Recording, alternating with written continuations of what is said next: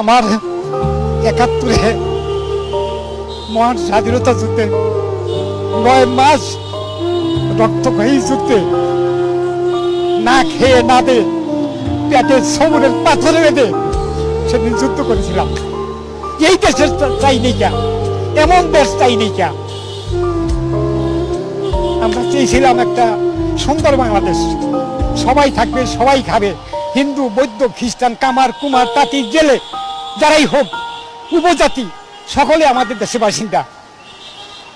আমরা সবাই একসাথে মিলে ডাক্তার ইঞ্জিনিয়ার যত আছে সকলেই আমরা একসঙ্গে যুদ্ধ করেছিলাম। সেখানে গৌস কুতুব মৌলভী এইখানে যারা আসিল সকল ধর্মের লোক আমরা মহান স্বাধীনতা যুদ্ধে অংশ নিয়েছিলাম। আমরা এমন দেশ চাইনি কা যেই দেশে আবার নতুন করে খুন খারাপি হবে, চুরি ডাকাতি হবে, মানুষ ঘরে থাকতে পারবে না, ঘরের গরু পর্যন্ত